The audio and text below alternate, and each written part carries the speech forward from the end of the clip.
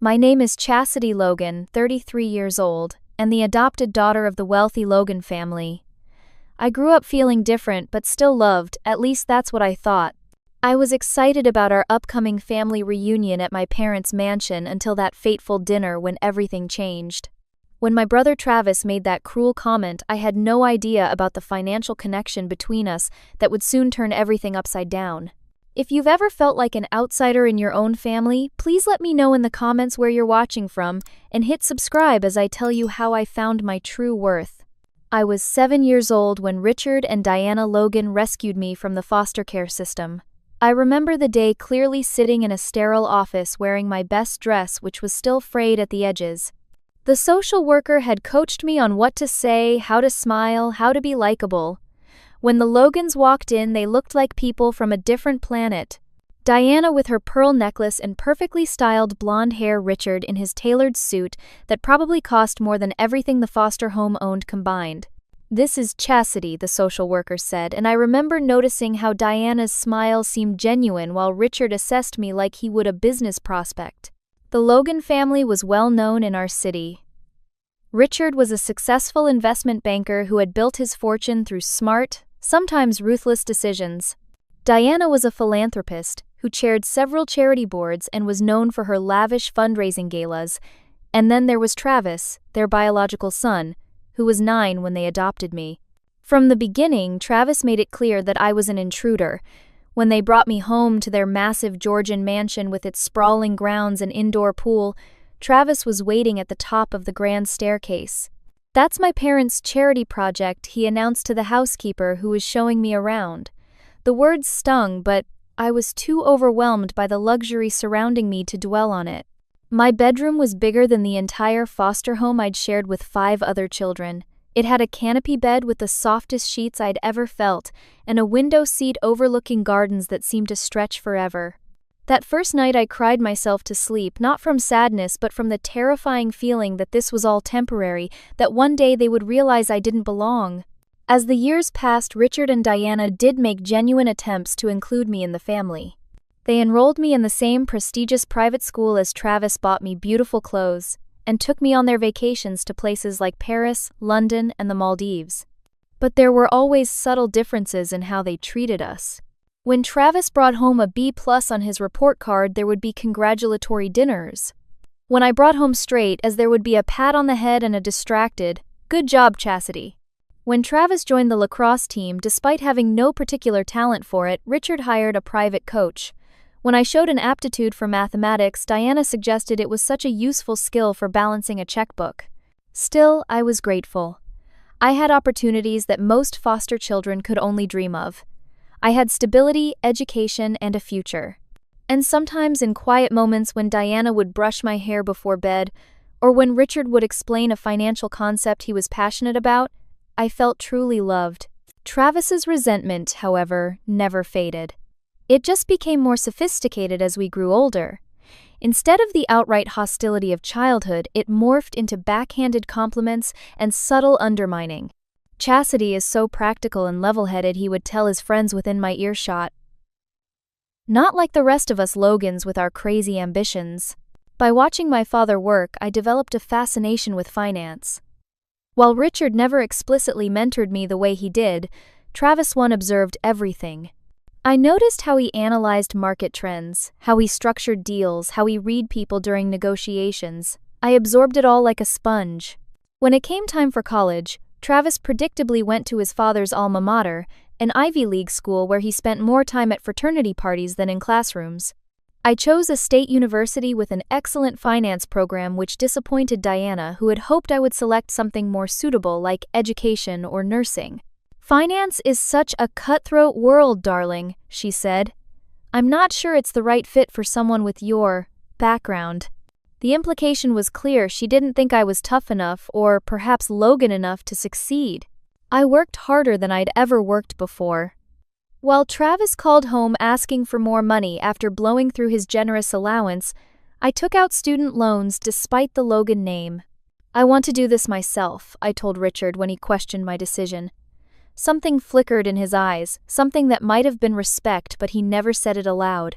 By the time I graduated summa cum laude with a degree in finance, I had already secured an internship at a prestigious investment firm completely on my own merits. Travis, meanwhile, had barely graduated and was taking a year off to find himself, which mostly involved partying on the family's dime. I was determined to prove myself to earn my place not just in the Logan family but in the world. What I didn't realize then was that my drive to succeed would eventually create an unexpected power dynamic that none of us could have anticipated. After college, my career took off like a rocket. I started as an analyst at Bradford Investment Management, one of the top firms in the country. Within 3 years, I had been promoted twice and was managing my own portfolio of clients. My intuition for market trends, combined with the analytical skills I'd honed in college and my understanding of human psychology, made me exceptionally good at my job. Travis, in contrast, struggled to find his footing. After his year off turned into 3, Richard finally put his foot down and secured him a position at Logan Investments, the family business. It was a director-level role that Travis was thoroughly unqualified for, but the Logan name opened doors that talent could not. "It's just to get him started," Richard explained to me, over one of our rare one-on-one dinners. "He needs to build his confidence." I nodded politely, swallowing the unfairness of it. I had worked 80-hour weeks to earn my first promotion. Travis was given a corner office on day 1. Despite his advantages, Travis floundered. He would show up late to meetings unprepared and uninterested. He relied on his subordinates to cover for his mistakes and took credit for their successes. The only thing he excelled at was spending the substantial salary Richard paid him. My parents continued to shower Travis with praise for the smallest accomplishments, while seeming almost embarrassed by my success. At family gatherings, Diana would change the subject when relatives asked about my work, but would spend hours detailing Travis's minor contributions to the family business. "Travis just closed the Henderson account," she would gush, neglecting to mention that the Henderson account had been a loyal Logan Investments client for 20 years and would have signed with a potted plant if it had the Logan name attached to it. Then came 2008. The financial crisis hit the investment world like a tsunami, and Logan Investments wasn't immune. One evening, I received a call from Richard that surprised me. "Chastity," he said, his voice strained in a way I'd never heard before. "I need some advice." He proceeded to explain that the company was in trouble. Bad investments, declining market value, and a cash flow problem threatened to sink the business his grandfather had started. He didn't come right out and ask for money, but I understood what he was really saying. I thought about it overnight and made some calls. Through my position at Bradford, I arranged for a substantial loan to Logan Investments, structured in a way that protected both my firm and my family. Richard didn't know the loan had been my idea, that I had personally guaranteed it, or that I had negotiated terms far more favorable than they would have received otherwise. As far as he knew, Bradford had approached them with an offer. This loan saved Logan Investments from certain collapse. Over the next few years, I continued to provide anonymous financial guidance through channels that kept my involvement hidden. I would suggest strategies to my contacts, who would then propose them to Richard as if they were their own ideas. It was manipulative, perhaps, but I knew Richard would never accept direct help from his adopted daughter. While I was secretly propping up the family business, tensions between Travis and me continued to grow. He had married Amelia Windsor, the daughter of one of Richard's golf buddies. Amelia was beautiful, socially connected, and as shallow as a puddle. She took an instant dislike to me. "It's so amazing that your parents took you in," she said, the first time we met, her smile not reaching her eyes. "They have such big hearts." Every family gathering became an exercise in restraint as I endured subtle and not so subtle reminders that I wasn't a real Logan. Still, I maintained the relationships as best I could, especially with my parents. Despite their favoritism, I did love them, and I believed they loved me in their way.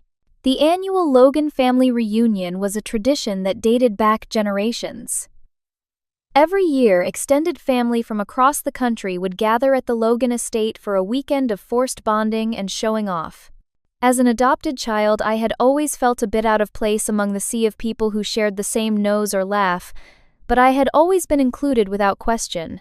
This year would be different. The evening that changed everything started normally enough. I arrived at my parents' mansion for what was supposed to be a casual pre-reunion dinner to discuss plans for the main event. The imposing stone facade of the house loomed against the darkening sky as I pulled my car into the circular driveway. The fountain in the center, a marble monstrosity featuring Greek gods that my father was particularly proud of, gurgled quietly. Jackson, the family's longtime butler, opened the door before I could ring the bell. "Good evening, Miss Chastity," he said with a warm smile that made the corners of his eyes crinkle.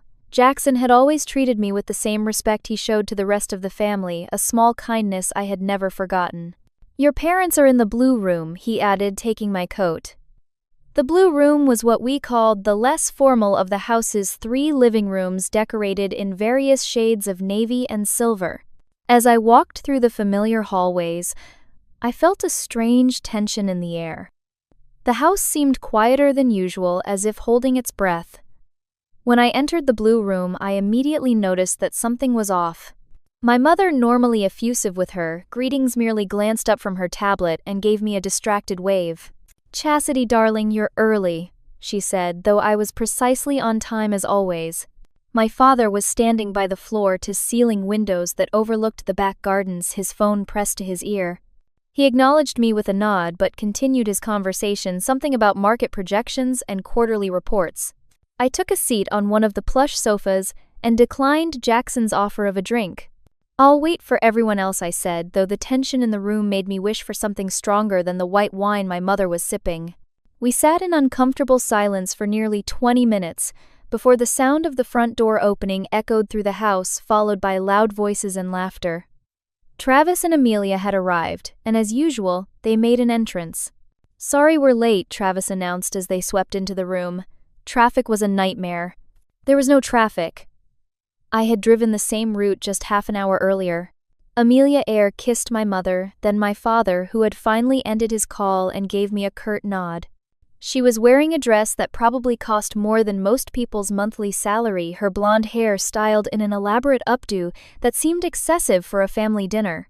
"Let's eat, I'm starving," Travis declared already, heading toward the dining room without waiting for a response. The dining room, like everything in the Logan house, was designed to impress. The massive mahogany table could seat 20, though tonight it was set for just the 5 of us. Crystal glasses and silver cutlery gleamed under the light of the chandelier. The centerpiece was an arrangement of orchids that probably cost more than what most people spent on groceries in a month.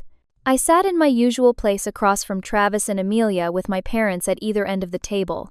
The first course, a delicate mushroom soup, was served in tense silence. So my mother finally said about the reunion next month. "We were thinking of having a Hawaiian theme this year." Original Amelia murmured into her soup. "I think it sounds fun," I offered. "When exactly is it happening? I need to request time off work." My mother glanced at my father, who suddenly became very interested in buttering a piece of bread. "Well," she said, "we're still finalizing the details." "Just tell me when the reunion is," I said, trying to keep the frustration out of my voice. "I need to put in for vacation days." There was a moment of silence, broken only by the sound of Travis's spoon clattering against his bowl as he set it down with deliberate force. "You're not part of the family," he said, his voice casual but his eyes hard. "Don't show up." I stared at him, certain I had misheard. "What?" Travis leaned back in his chair, a smirk playing on his lips. "The reunion is for Logans," he said slowly, as if explaining something to a child. "Real Logans. Not charity cases Dad picked up to make Mom feel better about not being able to have more kids." I waited for my parents to jump in to reprimand Travis for his cruelty. Instead, something unthinkable happened. Amelia giggled. Then my father cleared his throat uncomfortably but said nothing. And finally my mother let out a small, nervous laugh. "Travis, don't be dramatic," she said weakly, but she didn't contradict him. The table erupted in awkward laughter, as if Travis had made a slightly off-color joke rather than denied my place in the only family I had known for 26 years. I felt as if the floor had dropped out from under me. The soup turned to acid in my stomach. I looked at my father, hoping for some sign of support, but he wouldn't meet my eyes. I think what Travis means, my mother said, reaching over to pat my hand condescendingly, is that this year's reunion is going to be more focused on, well, the extended family.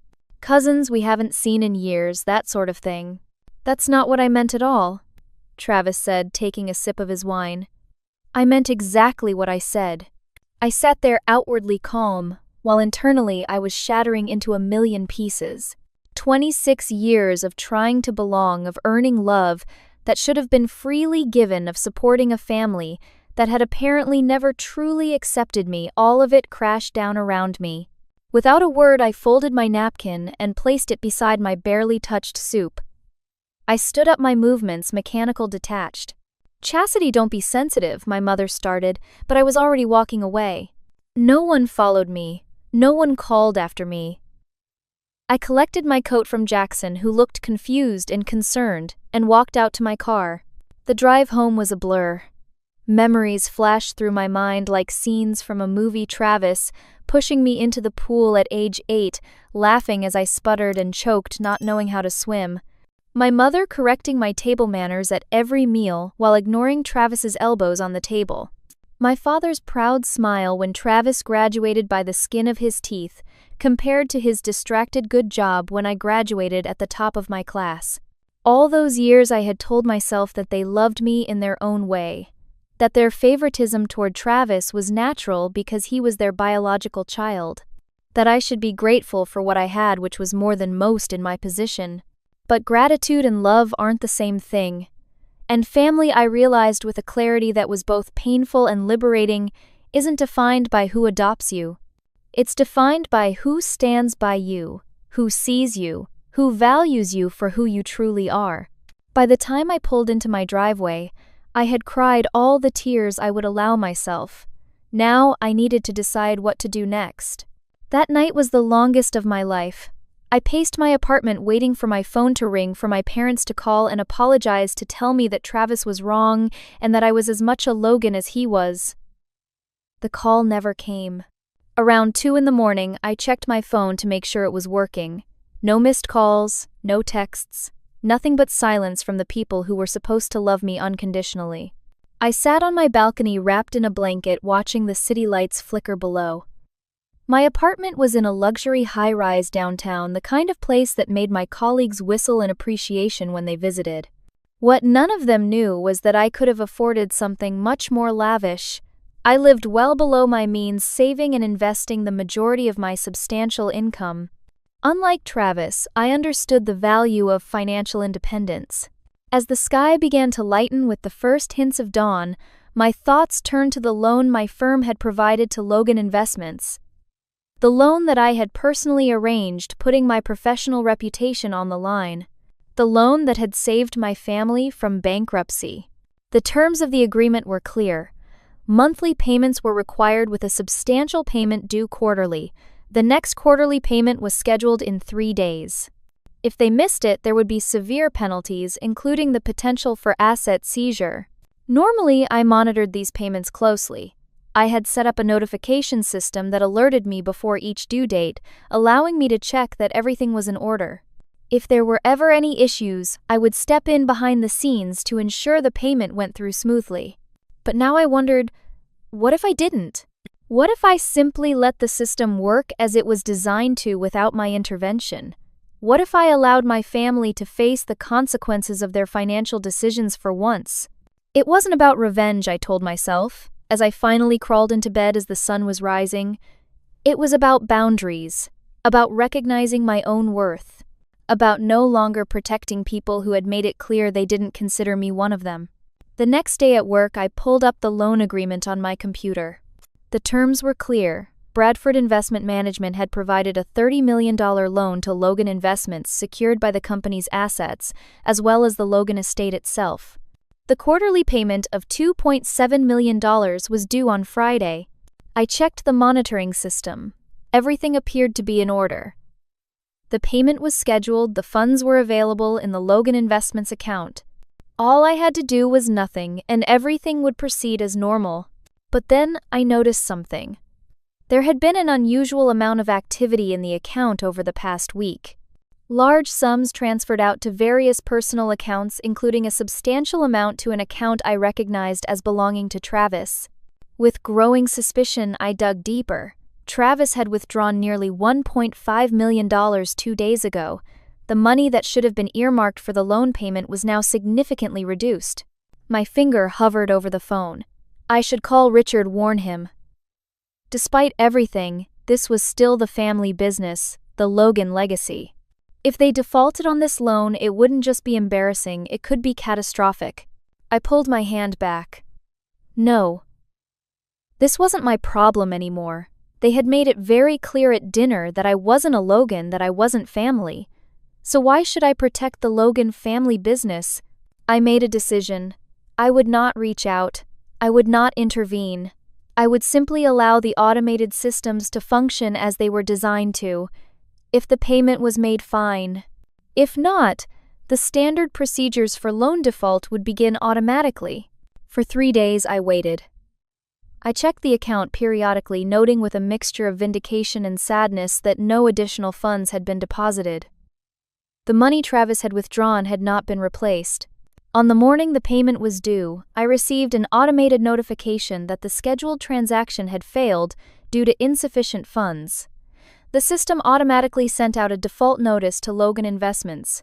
A part of me felt sick with worry. These were still the people who had raised me, however imperfectly. But another part, a stronger part, felt a sense of grim satisfaction. For once, they would have to face reality without me cleaning up their mess behind the scenes. That evening, my phone rang. It was the family's accountant, Marcus Phillips, who had no idea of my connection to Bradford or my role in arranging the loan. Chastity, he said, his voice strained. Have you spoken with your father today? No, I replied truthfully. Why? There's been a situation with the company's finances. I can't go into details, but it's serious. Very serious. If Richard calls you, please take the call. I thanked him and hung up, a strange calm settling over me. The wheels were in motion now. For better or worse, I had made my choice. At 11:30 that night, my phone rang again. This time it was Richard. I stared at his name on the screen for several rings before answering. Hello, Father, I said, my voice neutral. Chastity. His voice was rough, stressed in a way I'd rarely heard. I need your financial expertise. No greeting. No asking how I was doing after the dinner fiasco. Just straight to what he needed from me. What's going on, I asked, though I knew exactly what was happening. Logan Investments missed a major loan payment today, he said. A payment I wasn't even aware was due. Marcus says we're in default, and the lender Bradford has already sent a notice of intent to collect.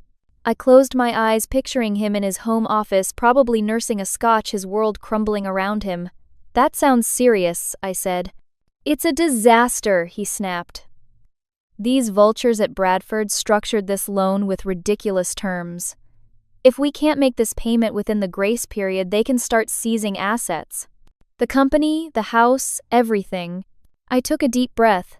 How did this happen? Surely Marcus keeps track of payment schedules.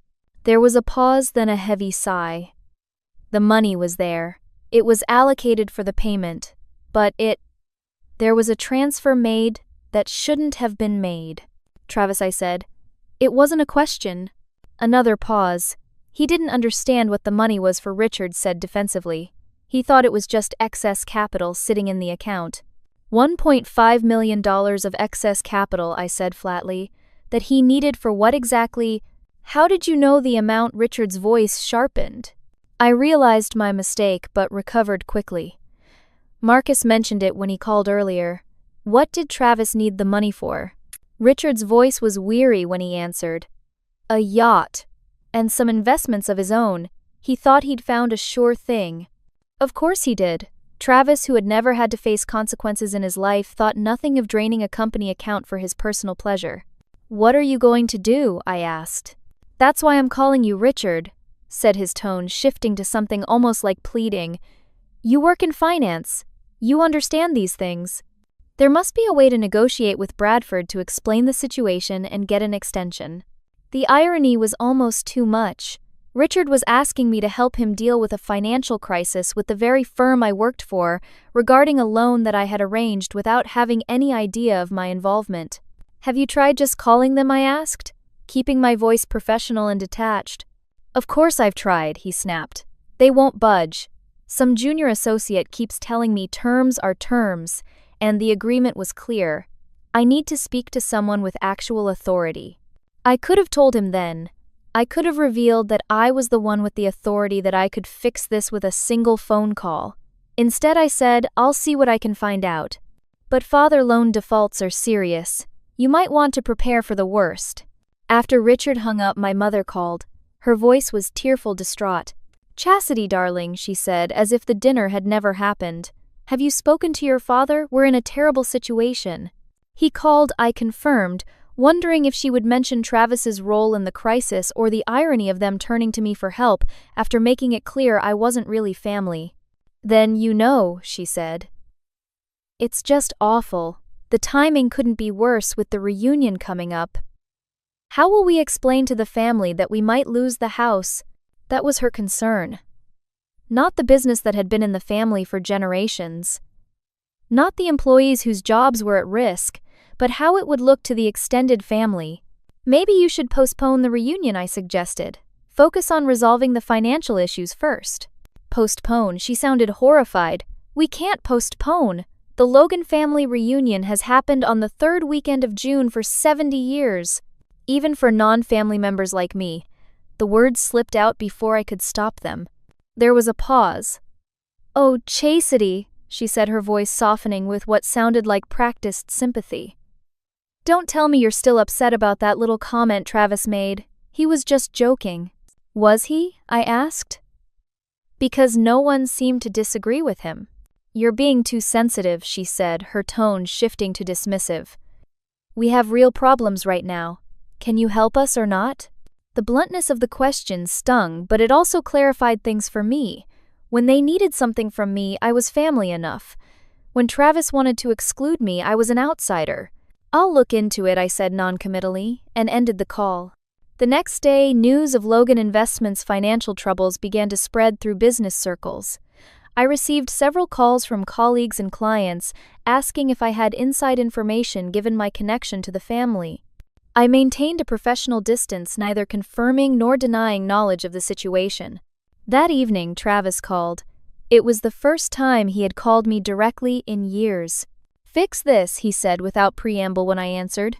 Hello to you too, Travis, I replied calmly. Fix what exactly? Don't play dumb, he snarled. This mess with Bradford. Dad says you work in finance and have connections, so use them. Get them to back off. I leaned back in my office chair looking out at the city skyline. Why should I help? There was a pause, as if he couldn't believe I'd asked the question. Because despite what you might think, this affects you too, he finally said. The Logan name still opens doors for you, even if you're not really a Logan. There it was again. The casual cruelty, the reminder of my outsider status even as he asked for my help. Does it? I asked. Open doors for me. Because I've earned everything I have through hard work and talent, not by trading on a family name. Whatever, he scoffed. Just fix this. Use whatever connections you have. If Bradford seizes assets, we're all screwed. No, Travis, I corrected him. You're screwed. I have my own money, my own career, my own life. I don't depend on Logan Investments or the family estate. So that's it, he asked, his voice rising. You're just going to let the family business collapse because your feelings got hurt at dinner, real mature. I didn't take $1.5 million out of a company account to buy a yacht, I pointed out. That was you. So if anyone's responsible for the current situation, it's not me. He hung up without another word. Later that week, I began to see social media posts from Amelia about family troubles and standing strong in the face of adversity. Always the victim, never acknowledging her husband's role in creating the crisis. Business associates were beginning to ask questions. The financial community was small and rumors spread quickly. Several people who knew of my connection to the Logans reached out, some offering sympathy, others fishing for inside information. Through it all, I maintained my professional demeanor. During the day, I focused on my work, compartmentalizing the chaos surrounding my adoptive family. But at night alone in my apartment, I struggled with conflicting emotions. A part of me felt vindicated. For years, I had propped up the family business behind the scenes, never receiving recognition or gratitude. Now they were facing the consequences of their actions, particularly Travis's reckless behavior. But another part of me, the part that still remembered Diana reading bedtime stories to me when I was sick, or Richard teaching me to drive in his prized vintage Jaguar, felt guilty. Despite everything, they were the only family I had known for most of my life. The internal battle raged for days until I received a text from my father that changed everything. Emergency family meeting tomorrow, 7 p.m. Your presence is required. The formal tone was unusual for Richard, who typically kept his messages brief and to the point. This felt different. This felt final. As I set my phone down, I knew that tomorrow would bring a confrontation that had been 26 years in the making. It was time for truths to be told. The Logan estate looked different as I drove up the next evening. It wasn't just my perception. The normally immaculate gardens showed signs of neglect, and the fountain in the circular driveway was turned off, leaving the marble gods frozen in silence.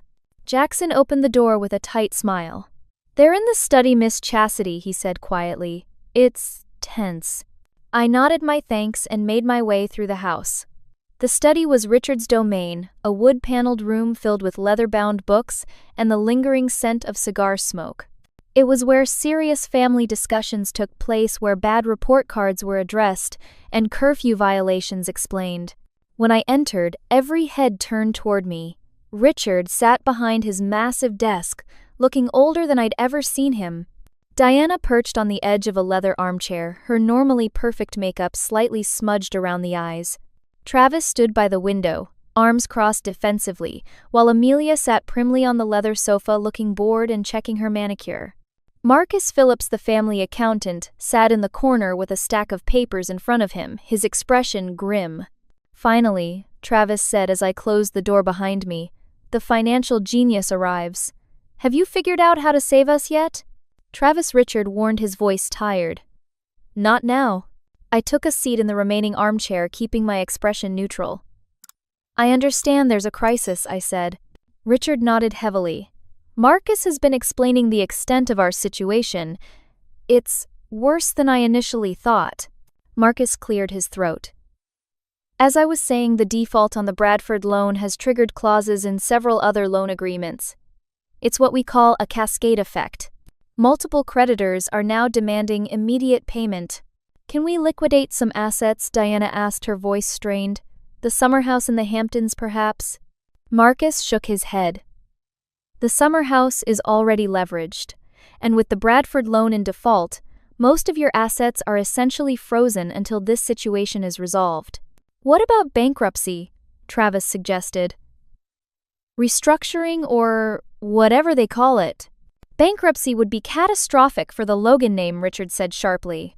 "And it wouldn't solve the immediate problem. We need to deal with Bradford first." I observed them silently watching as they discussed various financial strategies, none of which were viable.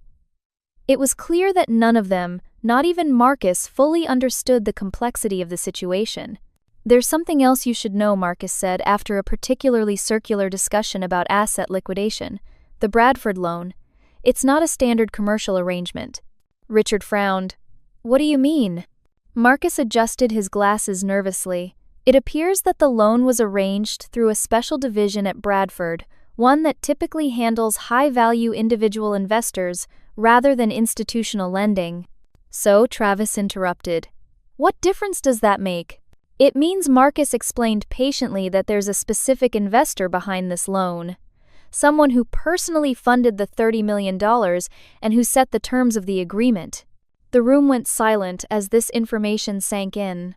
"Who?" Richard finally asked. "Who is this investor?" Marcus glanced at me, then quickly away. "That information is confidential. Bradford won't disclose it." "Convenient," Travis sneered. "Some anonymous vulture capitalist gets to destroy our family and doesn't even have the guts to show their face." I couldn't help myself. "Is that what's happening here, Travis? Someone is destroying the family?" It couldn't possibly be your fault for taking money that was specifically allocated for loan repayment. Travis's face flushed with anger. Don't you dare try to pin this on me. I've been working my ass off to keep this company going while you've been off, playing big shot investment banker. I laughed, I couldn't help it. Working your ass off, you don't know the meaning of the phrase. You've been handed everything on a silver platter your entire life. That's enough, Richard interjected, but the dam had broken. No, it's not enough, I said, rising to my feet. For 26 years, I've watched you all pretend that I'm part of this family when it's convenient, and remind me that I'm not when it isn't. I've worked harder than any of you achieved, more than any of you, and still been treated like an afterthought. Is that what this is about? Travis shot back. Poor little orphan. Chastity always feeling sorry for herself because Mommy and Daddy didn't love her enough. Diana gasped. No, let him talk, I said coldly. Let him show you exactly who he is. The same person who told me not to come to the family reunion because I'm not a real Logan. The same person who withdrew $1.5 million to buy a yacht while knowing that money was needed for a loan payment. Travis's face contorted with rage.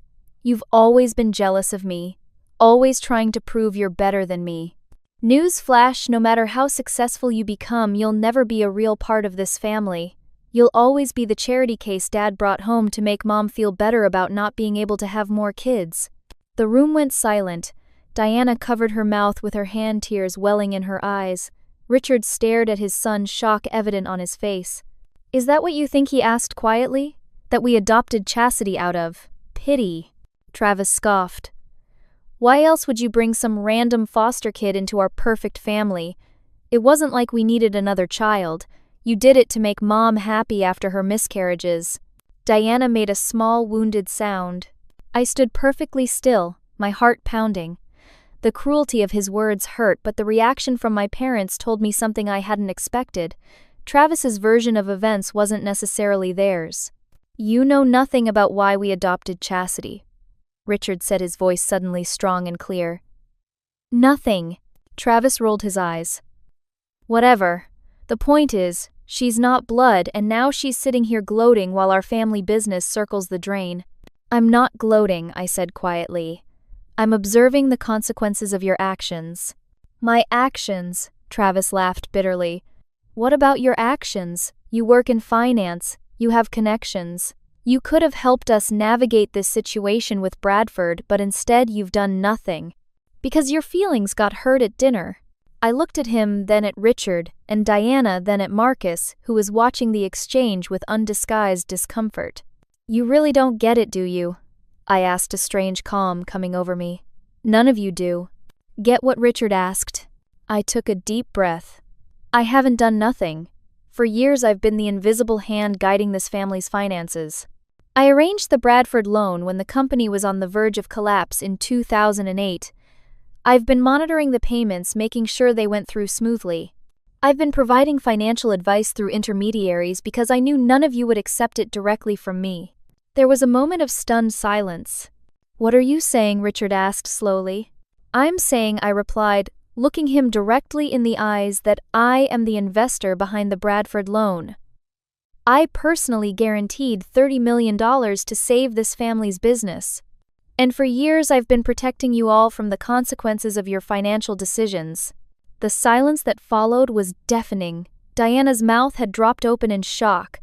Marcus was staring at me with new understanding, and Richard looked as if someone had struck him across the face. That's impossible, Travis finally said, but his voice lacked conviction. You couldn't have that kind of money. Couldn't I asked. I've been one of Bradford's top investment managers for years. I live well below my means. I save. I invest. Unlike you, Travis, I understand how money works. If what you're saying is true, Richard said carefully, then you can fix this. You can make the loan default go away. I shook my head. I could, but I won't. Not without conditions. Conditions? Travis spat. You're blackmailing your own family now. Am I family? I asked simply. Because at dinner last week you made it very clear that I wasn't. And not one person at that table contradicted you. Diana began to cry softly. Richard looked away, shame evident on his face. What are your conditions? He asked finally. I reached into my bag and pulled out a folder which I placed on his desk. It's all in there. A complete restructuring plan for Logan Investments. Travis steps down from the company. Professional management is installed. Full financial transparency going forward. And an acknowledgement in writing of my role in saving the company in 2008 and now. Travis lunged for the folder, but Richard intercepted it, first opening it and scanning the contents. "This is comprehensive," he said after a moment. "I've had time to think about it," I replied. "And if we refuse?" Travis demanded. I looked at him steadily. "Then Bradford Investment Management will proceed with asset seizure as outlined in the loan agreement. The company will be dismantled. The house and other properties will be sold to recoup losses. The Logan name will be synonymous with financial failure." "You wouldn't," Diana whispered. "Wouldn't I?" I asked. "You made it clear I'm not a Logan. Why should I protect the Logan legacy?" Richard closed the folder and looked at me for a long moment. "Can we have some time to discuss this privately?" I nodded and stood up. "Take all the time you need. I'll be at my apartment when you've made your decision." As I turned to leave, Richard's voice stopped me. "Chastity." I looked back. "For what it's worth," he said, his voice rough with emotion, "I'm sorry. For everything." I nodded once, then left the room, closing the door quietly behind me. As I walked through the house for what might be the last time, I felt lighter than I had in years. Whatever happened next, I had finally spoken my truth. The week following the confrontation was one of solitude and reflection. I took a few days off work, something I rarely did, and spent time alone in my apartment thinking about what I wanted for my future with or without the Logans. On the third day, I received a call from Bradford's legal team informing me that Richard had reached out to discuss the loan terms. I authorized them to proceed with negotiations based on the conditions I had outlined. 2 days later, Richard called me directly. "We've agreed to your terms," he said simply. "All of them." I closed my eyes, feeling a complex mix of emotions, vindication, relief, sadness, and a faint flicker of hope. "Thank you," I replied. "I'll have the loan reinstated immediately." Chastity. Richard hesitated. "Can we meet just the two of us?" We arranged to meet at a small cafe downtown, neutral territory away from the family home. When I arrived, Richard was already there, looking older and more vulnerable than I had ever seen him. "Thank you for coming," he said as I sat down across from him. "You said you've agreed to the terms." I began, keeping my tone professional. "Travis will step down." Richard nodded grimly. "He's not happy about it, but he doesn't have a choice. None of us do." "It's the right decision for the company," I said. "He's not equipped to lead it." "No," Richard agreed, surprising me. "He's not. I should have seen that years ago." We sat in silence for a moment, the ambient noise of the cafe filling the space between us. "I need to ask you something," Richard finally said. "Why did you do it? Arrange the loan in 2008, help us all these years without saying anything." I considered the question. "Because despite everything, you're the only family I've ever known, and maybe I wanted to prove something to myself. That I could succeed on my own terms without relying on the Logan name." Richard nodded slowly. "I've been thinking a lot about what Travis said, about why we adopted you." I tensed, unsure if I wanted to hear this. "He was wrong," Richard continued. "We didn't adopt you out of pity or to make Diana feel better. We adopted you because when we met you, this serious little 7-year-old with eyes too old for your face, we fell in love with you. You were meant to be our daughter. It had nothing to do with Diana's miscarriages or any sense of charity." I swallowed hard against the sudden lump in my throat. "Then why?" I asked, my voice barely audible. "Why did you always favor Travis? Why did you never seem to see me, to value what I accomplished?" Richard's eyes filled with tears, something I had never seen in all my years as his daughter. "Because Travis needed it more," he said simply. "He needed the attention, the validation. You were always so self-sufficient, so capable. You excelled at everything you tried." Travis struggled. "We thought you understood that we were proud of you, that you didn't need us to say it." "Everyone needs to hear it," I said. "Everyone needs to know they're valued." "Yes," he agreed. "I see that now. And I am proud of you, Chastity, more than I can possibly express. What you've accomplished, what you've become, it's extraordinary. And I have no right to take any credit for it." We talked for hours that afternoon, truly talked perhaps for the first time. Richard explained how the company would be restructured with professional management taking over day-to-day operations. He would remain as chairman but in a limited capacity. And Travis, I asked. He'll have to find his own way, Richard said, without the safety net of the family business. Over the following weeks, the changes began to take effect. Logan Investments appointed a new CEO, a respected industry veteran who quickly began implementing modern financial practices. Travis and Amelia retreated to their beach house, conspicuously absent from family gatherings. My relationship with Richard and Diana slowly began to heal. It wasn't immediate, and it wasn't without setbacks. Years of hurt and misunderstanding couldn't be erased in a few conversations. But there was a new honesty between us, a willingness to acknowledge the past and work toward a different future. Diana in particular seemed to blossom once she stopped trying to maintain the facade of the perfect family. She began to share stories with me about her own difficult childhood, revealing vulnerabilities I never knew she had. I was so afraid of failing you, she confessed one afternoon over tea, of not being a good enough mother. I think that fear made me hold back, made me critical when I should have been supportive. We all failed each other in different ways, I told her, but we can choose to do better now. As for Travis, the reckoning was harder. His yacht was sold to repay some of the money he had taken from the company. His marriage to Amelia became strained as their lifestyle adjusted to new financial realities. He avoided me for months until a chance encounter at a family dinner forced us to acknowledge each other.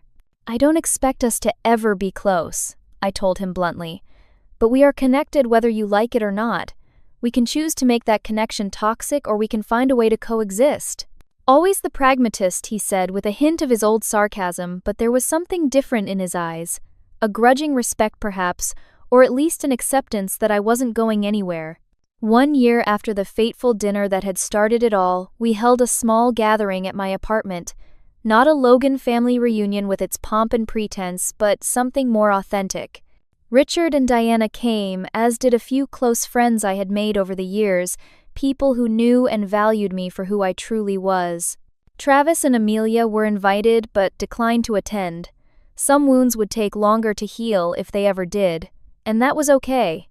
I had learned that family isn't always about blood or adoption papers. Sometimes it's about the people who choose to see you, to stand by you, to value what you bring to the world. As I looked around at the small group gathered in my living room, I felt a sense of peace that had eluded me for most of my life. The journey had been painful but necessary. I had discovered my own worth, not in the approval of others or the validation of the Logan name, but in the strength I found within myself. Have you ever had to stand up to family members who didn't value you? Did you find the courage to draw boundaries and demand respect? Share your experiences in the comments below. Sometimes the hardest people to set boundaries with are the ones we love most. If this story resonated with you, please hit like and subscribe to hear more stories of finding strength through adversity. And remember, true family isn't always defined by blood or legal documents. It's defined by love, respect, and mutual support. Thank you for listening to my story, and I hope it helps you find the courage to stand up for your own worth.